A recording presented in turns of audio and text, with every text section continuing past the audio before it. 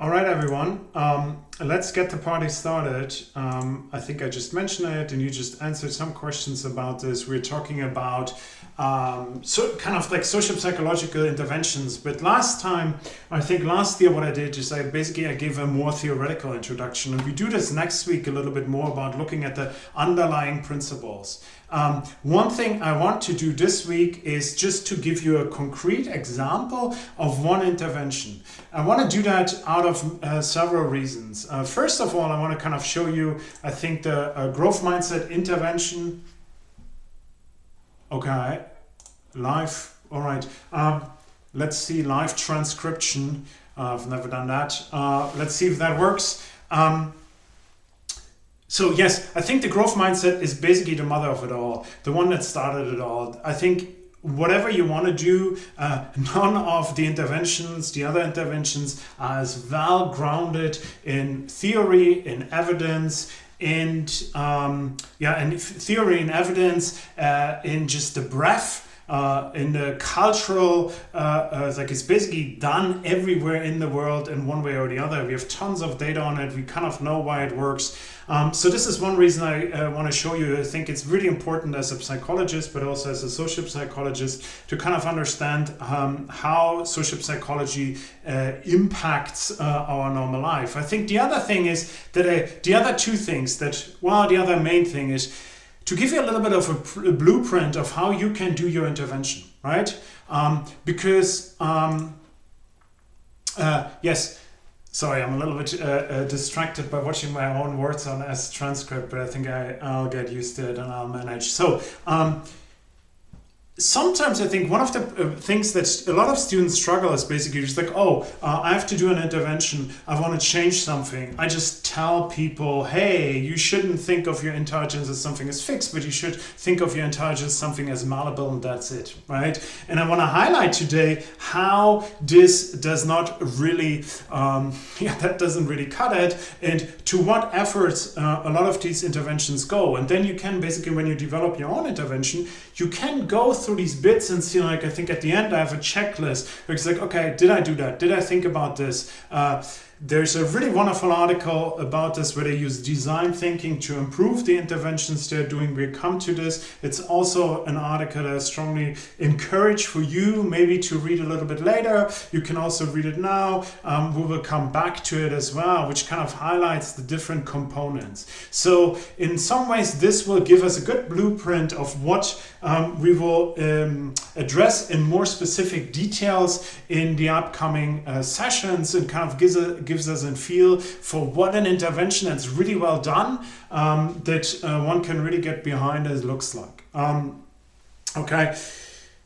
So, I mean, most of you kind of know, right? Like Carol Dweck, I think if you think about which psychologist made the biggest impact on the life we live, especially in the realm of education, as pupils in primary, secondary school, as educators in higher education, Carol Dweck really made a huge impression on that. I mean, she has kind of like the mindset. So you can see it's a 1 million copy bestseller. It's everywhere. If you listen to self-help, productivity, everybody wants to talk about mindsets. She has several TED Talks that have been watched by millions of people. She won a lot of really good prizes, and she is, I think, in my mind, she's deserving of all of that. I really like her research program. We get into this in more detail, and she's kind of like a poster child in a good way. I mean, she's not without controversy. We talk about this today, and mindset, or she is without controversy, but mindset theory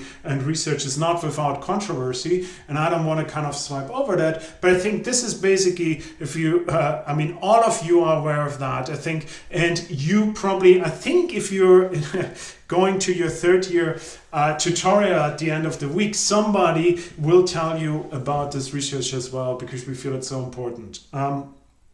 I think this is just something, here's like ability in mathematics, the mindset revolution that is reshaping education. I think when I see my daughter at her school, the teachers, we got information about how we should praise our children, how we should encourage them to think of their intelligence as a muscle, their math abilities, and so forth. So my daughter and now my son, they hear it at school, you hear it everywhere. It's like it made a huge impact, especially in the English-speaking world, but beyond that as well, as you will see today. So there's just like it's a massive change that how we kind of think about praising and how we think about the abilities of people. There's debate, and we come back to that, about how strong are these effects, how reliable are these effects, does it work for everyone, where does it work, etc. So I think if you kind of are as successful at some point, it's not just on Twitter or Instagram or somewhere else, at some point the backlash comes and people want to prove you wrong, and this is the same with Carol Dweck. It's unavoidable, but we will address that in one of the articles that I really like. It's called What Can We Learn from the Controversies, where David Yeager, who's basically kind of like the right hand of Carol Dweck, or like who really is and was spearheading the intervention programs. They talk about all of these controversies. We will talk a little bit about them and how to address them, but I encourage you to read that article as well. Really, really good, and also helps you to understand what kind of criticism one can level at an intervention, how to address it. So let's first start talking a little bit about the theoretical foundation. So kind of looking at what are the claims, the key claims, and I think most of you might be familiar with them. What are the key claims of the kind of mindset theory, and where are they coming from? Carol Dweck in some ways is like a prototypical child of social psychology. In the 70s and 80s, if you remember from last year, what social psychology's main interest was attributions. How do children, like people explain things that happen to them? So we kind of assume that we have this need for understanding ourselves and others. So things happen to us, things happen to others, and we are trying to understand them. And then you can have certain attributional patterns. One of them, and you can see it in an article, one of the early articles by Carol Dweck, you can see she's been around for quite a while, which kind of looking at how children react to learned helplessness. So in these sessions, what she would do, she would basically face children. Some children would experience repeated failure on a task. Sometimes these anagram tasks or other tasks were either too difficult for the children or they were unsolvable. And then she kind of looked at thereafter how when they then given similar tasks that were solvable or that were not too difficult anymore, how did the children react to that? And what she was really interested in is seeing the way children explain their failure.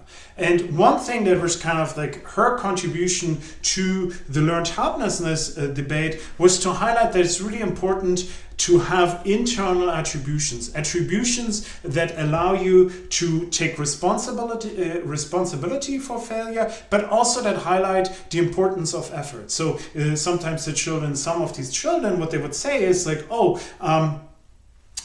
something went wrong. Oh, this is interesting.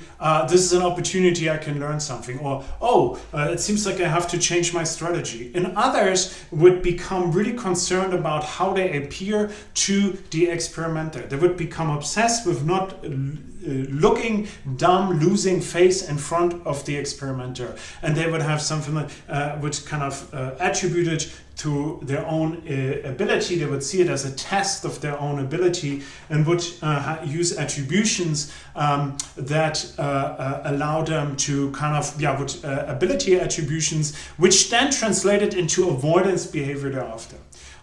So if you kind of look at,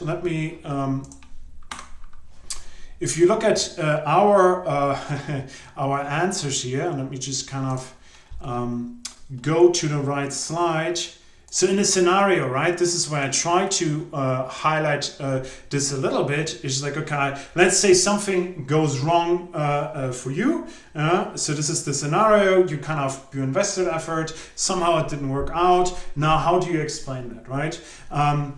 So some children in these studies would say something like along the lines of, I do not have the ability to work better, the marking was unfair. I think it's great to see that only 2%. If I submit my marking, I think I get more responses where people want to say like, oh, there's something wrong with the marking if they didn't get that. But it's good, only 2%, so I don't have to expect that too much this year, which is wonderful to know.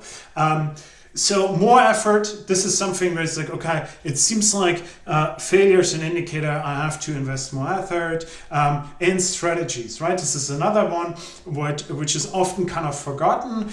There are 3 key strategies that Carol Dweck identified how to actively master-oriented handle failure. One would be to invest more effort. The other one would to switch strategies. And the third one it would be to ask for help. But the other children often react, for instance, I should have copied somebody's previous coursework. That's a typical reaction where you think about, wow, it seems like I'm not smart enough. Now I have to think about different strategies. Cheating is often one that you can see in reactions to failure when the attributions are ability based. So this was her starting point. She saw that some children explained basically this event as something, oh, it seems like I'm not good enough, and others is like, oh, this is great, there's something to learn. So this was her starting point in trying to see, okay, how people react to failure. What then came is the question is, okay, so why do some children have these, or why do children have, with the same ability, different types of attributional patterns? Why do some children explain failure in an effort-based way, in a responsibility-based way, and others basically blame themselves, feel bad, or blame others for their failures? And what she then started to do in the 80s and 90s and even to the early 2000s was look at goals. Look at what types of goals people set. So there's I think the Elliott and Dweck article that you see below is now cited more than 5,000 times. So this is all before the mindset. But here's just trying to understand what types of goals people have, for students in particular, and trying to understand how they do this. So here's the goal of looking competent and validating one's ability. So these are performance goals. Performance goals is basically, I want to do well in PS3033 would be an example. We can have a look at your performance goals or your learning goals in a second. And goals that are related to developing your ability were called learning goals. And now what she did is basically look at the children who had these attributional patterns and see what type of goals do these children have. Okay, let's just have a look at what type of goals you have. Okay, so yes, so you can see here, I think 18% important reason why I do my coursework is because I want to learn new things. It's a classic learning-oriented goal, right? It's I want to do my coursework. I'm motivated by that because I want to learn new things. I want to be better than others in my modules. Not a very popular answer. Is a classic performance goal. So there are normative performance goals and non-normative performance goals. Normative performance goals are those where we try to be better than others. It's not even so much about my own personal outcome, but some students are really motivated by trying to show that they're better than others. Often this is just for them. And so to do well means to be better than others. I want to do well on all my modules is a non-normative performance goals. So this is a classic goal where students think oh, it's really important for me that I get good marks. And there's nothing wrong with that. There's no judgment here involved.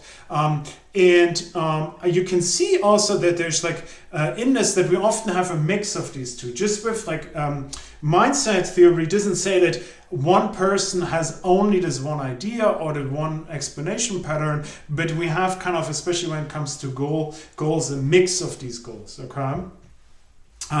It's important for me that others do not know if I did something wrong. This is kind of like a performance avoidance goal. I have this like I think there's like related, for instance, a lot of students don't want to ask questions in lectures because they feel like if I ask something and it is stupid, then others will see that I'm not that intelligent. Okay, so here is basically you have a performance avoidance goal. Sometimes I get like requests for references. Just got yesterday one of these. Really, the student said like, okay, I want to apply for that, but please don't tell anyone. If it doesn't work out, I don't want anyone to know. Okay, it's not that I know that many students I can chat about who's applying where or not, but I think it was really important for that student. Classic kind of performance avoidance goal. It's important to me that we talked about. I like coursework that I can learn from even if I make a lot of mistakes. Okay, 12%, so a minority of you guys. It shows that this is very important to me to get a good mark in PS3033. So these are kind of like the most of you have for at least this module or for your modules performance goals, not learning goals. They might be secondary, or maybe it's just not the right way I ask these questions. But it's important to kind of highlight that performance goals and learning goals both come with risks and benefits. Performance goals often in the short term help you to get good marks because you're very much focused on achieving a good mark, and that helps you to get the good mark. You might not read anything that's not super relevant for the exam. And learning goals, I mean, obviously that's also the risk, right? You might not actually learn much because your activities are more focused on doing well and getting a good mark, which sometimes is not directly related to learning. Learning goals, on the other hand, help you in the long run. They really pay off because you develop your abilities. They come with the risk in the short term that sometimes your performance might not be so good. So if you're truly just going for things where it's like, okay, I want to do something I'm really bad at in order to develop that. I want to do stats, advanced stats, and then computational modeling because I feel like that's really challenging for me. You might not do very well, but you might develop your resources. But it's just important to kind of highlight that both of these types of goals comes with risk and benefits. Okay. So this is from kind of like the classic Elliott and Dweck article. And the other thing I want to highlight here, so let me just kind of activate my pen, is that one criticism that mindset theory often gets is like that just like, okay, in this kind of simplified way, is that they're saying like, ability seems to be not to be important. It doesn't matter, right? If you're good or not good. It's like, all you have to do is have the right mindset and things will flow from that. I think that's not true. I think you can see here, and we talk about in a second about a study where they manipulated that your perceived level of ability has an impact on the goal you have. So if you have a performance goal and you are Albert Einstein, you might never experience failure within your math class. Okay, so it might be that you simply just go through and you never experience failure, and now this is not a problem because mindset theory is all about how we respond to challenges, to setbacks, to failures. Okay, and so I think if the performance is high, and your ability is high, then these students often go very well with the way they move on. They have a mastery orientation. This is kind of like effort, strategy, and help of effective problem solving. Performance goals are associated especially with kind of learned helplessness responses if the ability is low. Okay, because now it's like people, they struggle. Now they constantly get reminders that they might not be able or they might not be as intelligent as they hoped or as others or as their teachers want them to be. And now they become helpless in their responses. And this has, especially in the long run, really negative avoidance related behavior.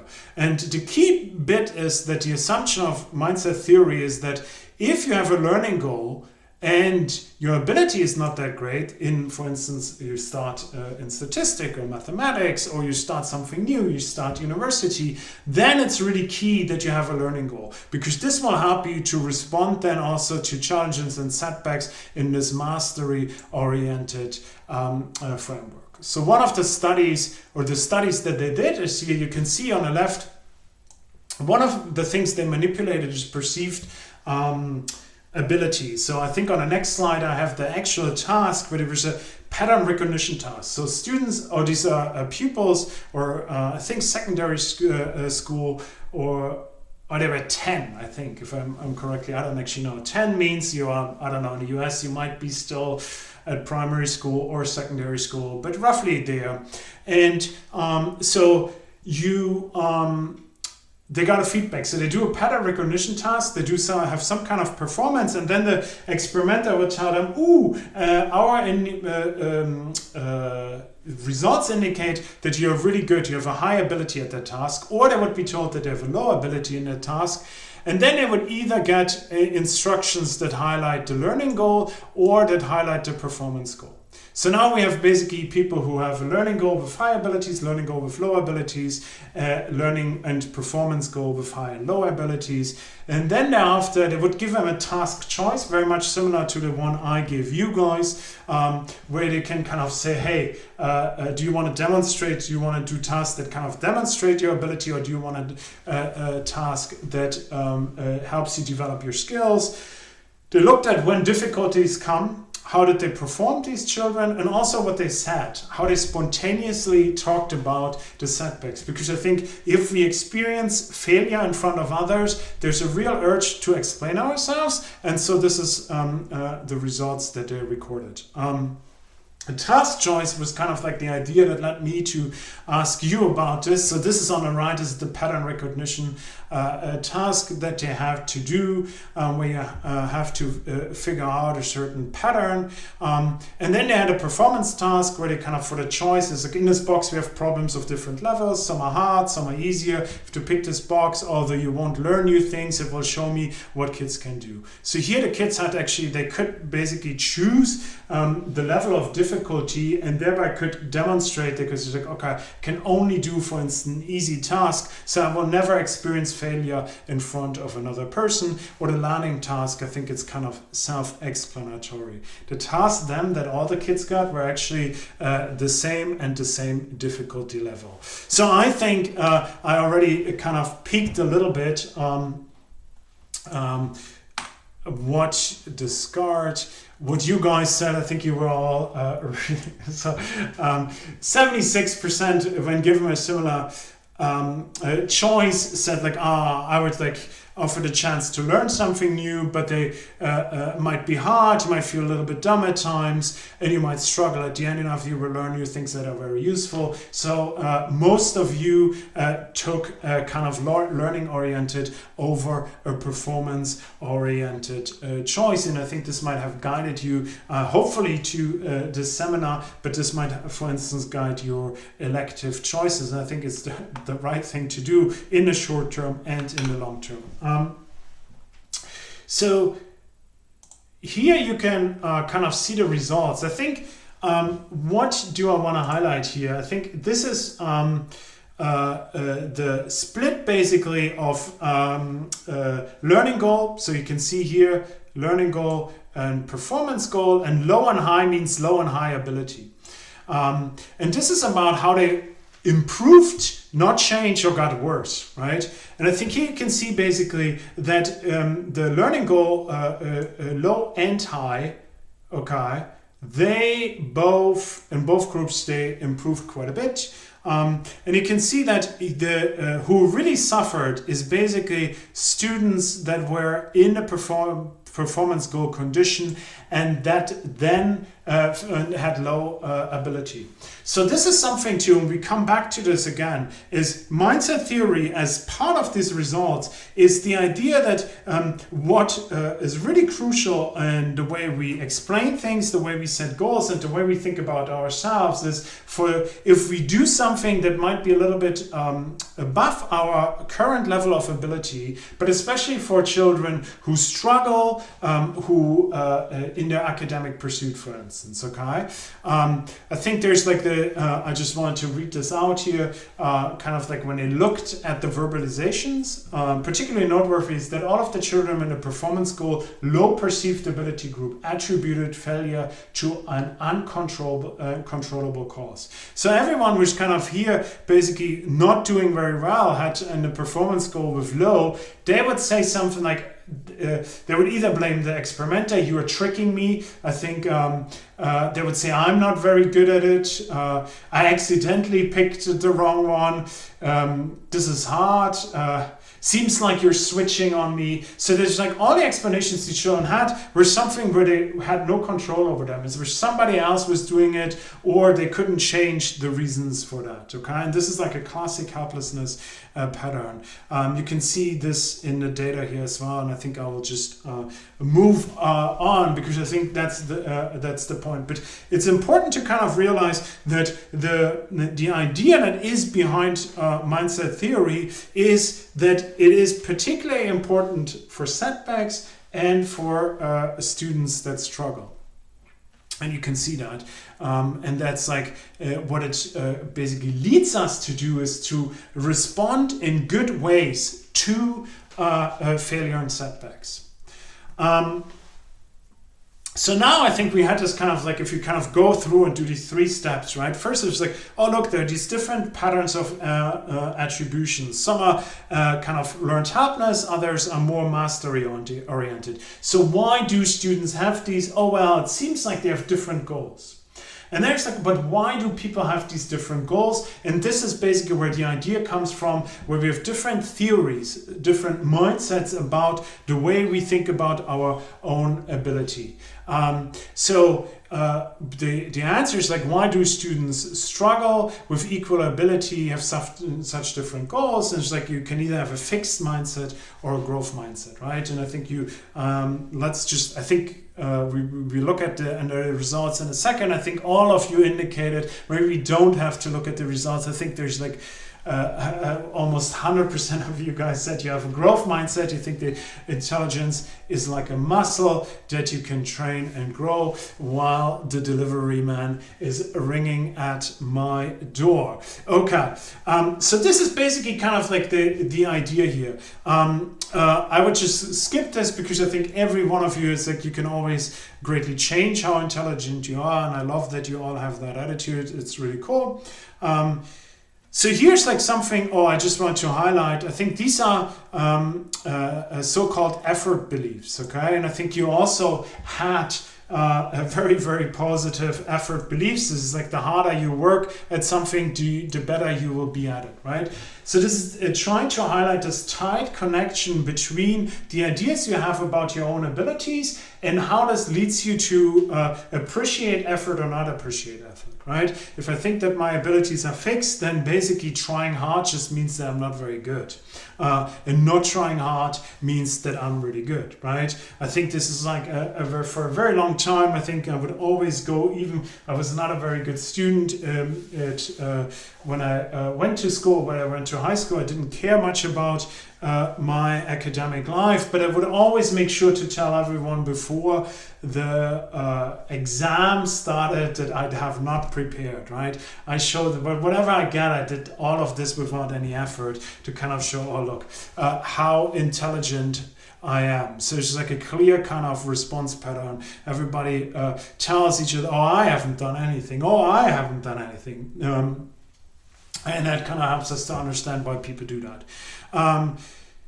So one key aspect here that I want to highlight again, and we come to that a lot in the next week, is that the idea is that if people have a certain type of theory about themselves and their ability, that this gives meaning. It creates a system, the way they perceive themselves and the world, okay? It creates a system that lets them set specific goals, which are related to certain beliefs, and who guide the way they explain failure. So if you have the idea of a kind of fixed mindset, of a fixed ability, then you're going for performance goals, and particular performance avoidance goals, avoiding situations that could reveal your lack of ability. So you don't want to try something new, something hard, something uncomfortable. You avoid these kind of things. You believe that effort is not very positive. It's a negative thing. It just shows you that you can't do it, that you're not smart enough, and you have these helplessness attributions, okay? So one thing that students in high school often do have it's like, I think they're much more likely, for instance, to cheat. They're much more likely to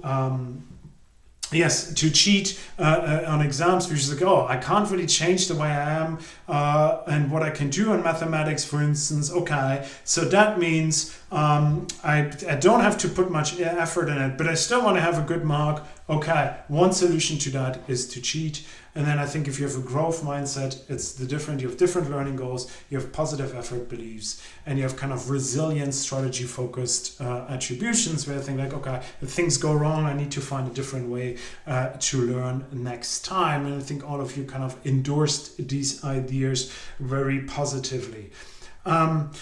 So now we have the kind of like the layout. This is basically how most psychological research stops, right? It's like, oh, I want to know how people explain failure. Oh, look, there are these attributions, and I can relate these attributions to these different goals, and these goals to theories. Isn't that nice? I can write now articles, chapters, and it's good. But I think the great thing for us here especially is that Carol Dweck didn't stop there. Okay, this is just an example. I just want to put that in here. I will skip over that. But if you read any of these articles, you will always find a really nice problem definition. So this is why they look at transition into high school from 9th graders. And it's like, why are we looking at this transition? Why is this, as the end here, such an important policy objective? So if you read these articles, you will always see kind of like a really well done example for how to show that what you're doing and what you're addressing the problem is really important. This is a classic study. We come back to the study again and again, I think, throughout the day here. And here what you see is like the transition into high school. So you see on the x-axis the kind of 7th grade fall, spring, okay, for 2 years. And they followed, basically, they measured when they came into high school, they measured the theories they have. This is not statistically significant from each other. So these are students who have an incremental mindset. So it used to be that, and that's good, it used to be that growth mindset was called incremental mindset. It basically changed when she wrote the book, and there she renamed them. And the fixed mindset used to be called entity mindset. So sometimes you will hear people talk about incremental and entity mindset, sometimes about growth and fixed, so these terms are interchangeable. But what you can see is basically that during these difficult transitions that the students with an incremental mindset improved their math grades, but those with an entity did not, okay? Often what you can see is actually that the trajectory of students coming into high school and then going, that they get worse and worse every year. So this is one kind of study where they looked at it. So this is all just relating mindsets, just like answer one or two of these simple questions that you answered in the poll today as well, and correlating them. This is the study we just talked about, and like in Chile, they asked all 10th graders, 186,000 students, to indicate their mindset and correlate it with achievement test scores. You can see it's 0.34. There's a medium effect of the mindset on the performance. Especially, and this is something we come back, especially with greater risks of low performance, okay? So whatever your risk factor may be, if this is especially where the mindsets are especially helpful. This is one study where they kind of test the whole the whole theory. You can see that here in this data, there's a fixed mindset. Fixed mindset leads you to have negative effort beliefs, negative performance avoidance goals, helpless responses, and these then, as the mechanisms, lower your grades, and you make it less likely that you will take math the next year, or advanced math course taking. So this is the idea here, basically, that you can test the mediators of the effect. So there's a strong kind of, or there's a correlation between these two and these two, between the mindset and the outcome variables, and the three variables in the middle can explain these relationships. There's one study where they looked at the PISA. I think some of you might have experienced PISA. I think it's like they basically test students all over the world to see how well they're doing, what their ability levels are. I'm sure when I was in school, I participated in PISA tests. I had to.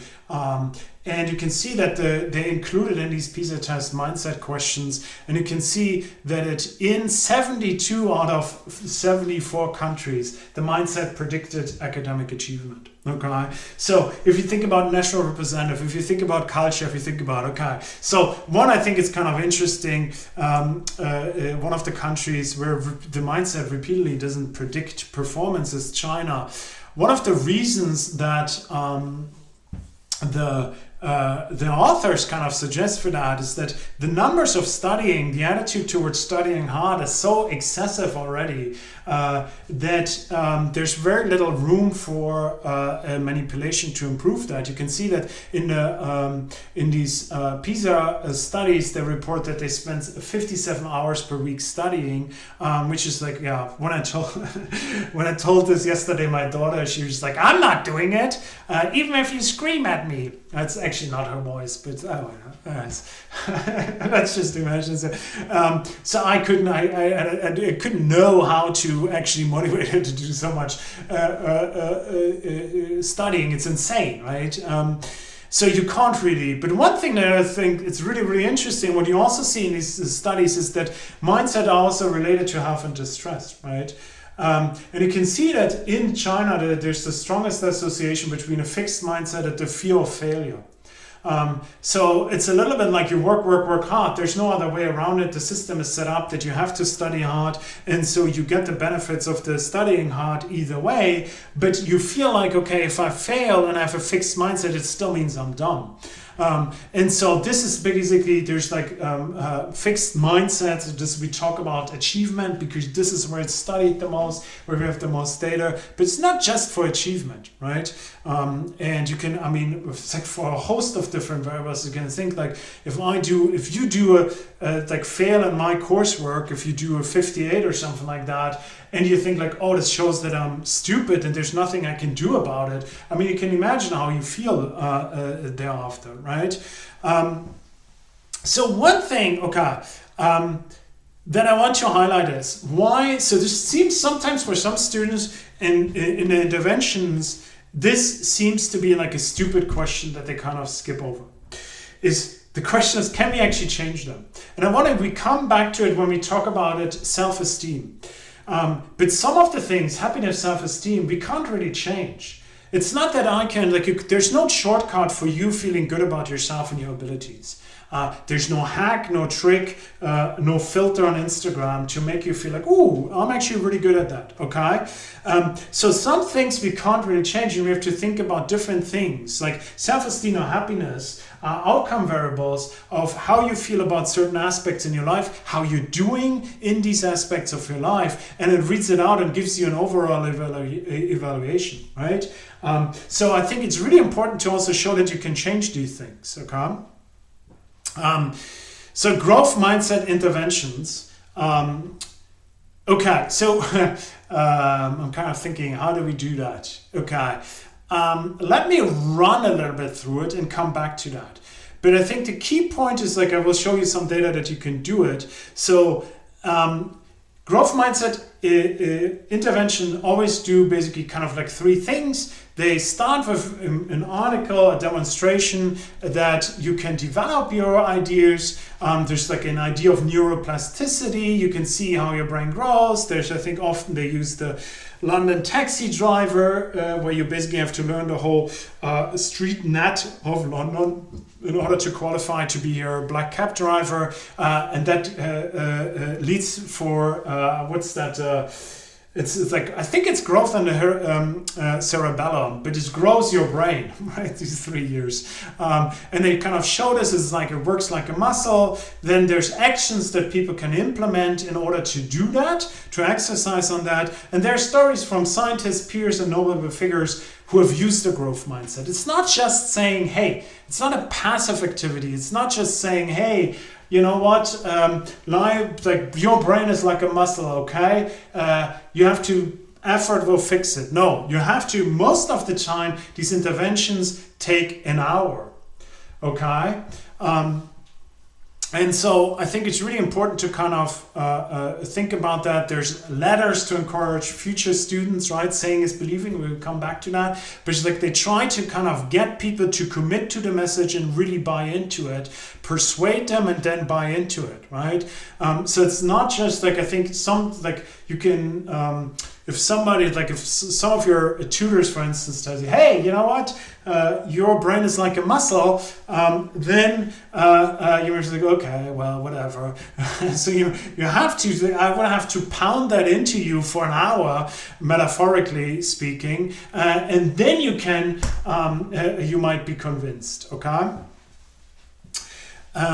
So does it work? So this is basically the setup. The Blackwell was the first where they studied it, and you saw that it's basically very similar. They halted the downward trajectory of math grades in US 7th grade.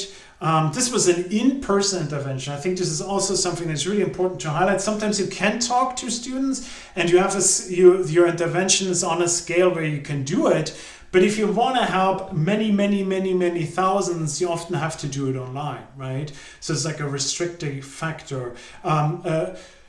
Paunescu and colleagues then did it online. They basically adapted the Blackwell one, which then became even a bigger study. So they did it for 1,500 about. I think here's is like a study with 7,500 students, different outcomes. And they always find that these interventions increase full-time enrollment among vulnerable groups, and that they increase performance. So there's sometimes different outcomes, right? So for instance, one of the things that the UK is struggling with is that I think we get more participants from non-traditional backgrounds into university, but then we kind of let them down. And so it's like this transition when they start university is really important. Okay, this is another, I think, let me kind of, this is one, I think I have that in the articles I recommend for this week. This is the national survey. I think there's something, I can't remember what the acronym stands for. But this is a study, this is a national representative study of all public high schools. And they find it again, if you do it, there's a significant growth mindset intervention effects on the grades of low achieving students, right? It is always like tailored to help those who struggle. And this is where it works the best. Let me skip that and we come back to that, because I think we come back to that. Maybe we do it quickly tomorrow in our seminar. That there's importance to consider the importance of context. We talked a little bit about China, which would be a cultural setting, but there's also something where it's like important that actually the students can act on these. We talk a lot about this when we talk about racism, because often these interventions kind of just highlight that the organization or you're working in is not very good with that, but then it doesn't give you any chance to change anything, and often these then leave you to be more frustrated afterwards than you were beforehand, because you feel like the context doesn't support it. Let me in the last 6-7 minutes talk about what makes an intervention a good intervention, okay? And I have this here, brain like muscle made, right? This is a little bit like how people think about it. Oh, you just have to tell it, oh, magically everything changes. And some educators talk about this. And then people who hate these interventions, they're like, well, this is all if I tell it. I think, like, why isn't that doing so well, for instance, for your students? Everyone believes that now. We are kind of on board with it. But what's the big deal? I think this is what Jaeger and Dweck kind of write. A growth mindset is not simply the idea that people can get higher scores if they try harder. To kind of a growth mindset intervention is made an argument that ability itself has the potential to be developed. Telling students that they succeed because they tried hard, for example, is an attribution manipulation, not a growth mindset intervention.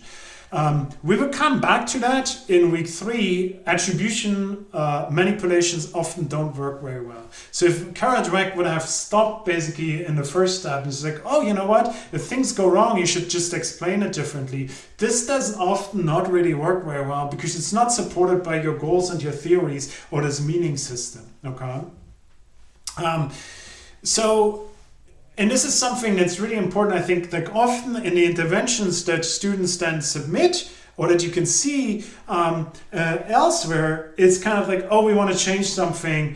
I give them an article, okay, that says like, hey, did you know there was a blog post we found on that topic? We found it was kind of convincing. Or they say something like, I let Instagram celebrities explain it or something like that, okay?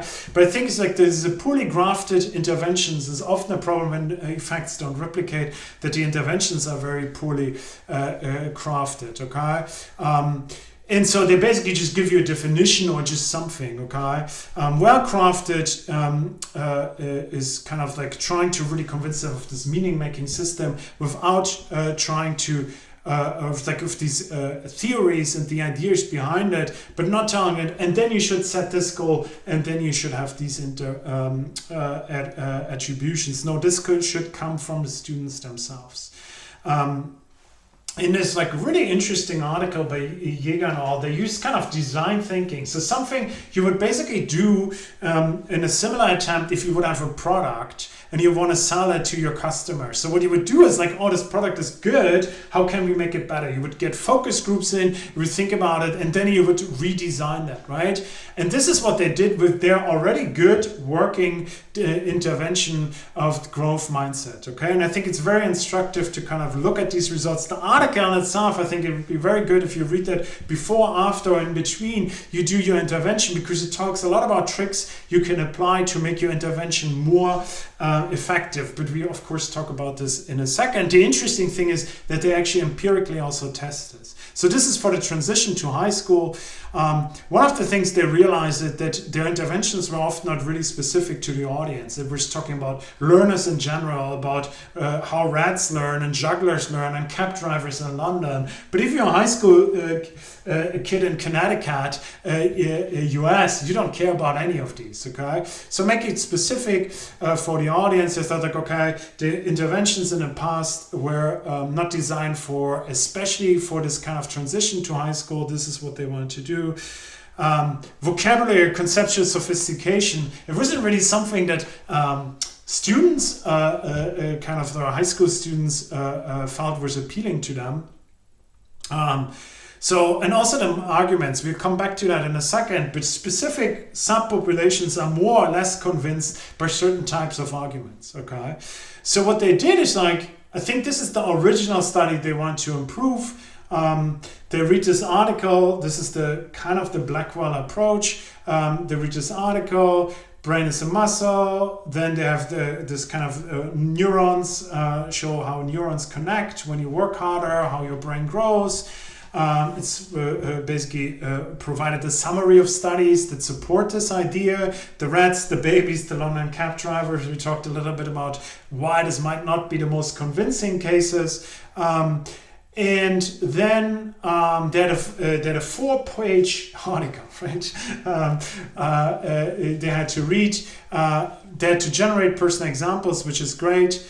And then they had to write a letter to a future participant. So what they did is then they kind of did improvements. They wanted,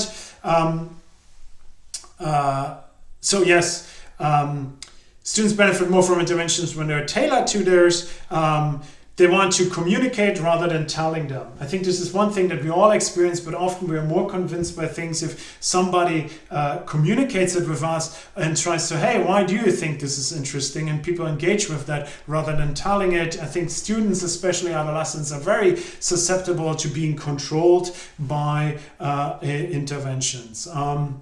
And it can kind of also kind of like, hey, you know what? I think you should think about something like this. Feels a little bit like, oh, there's something wrong with me and something needs to be changed, so that they're deficient. And so they did focus groups.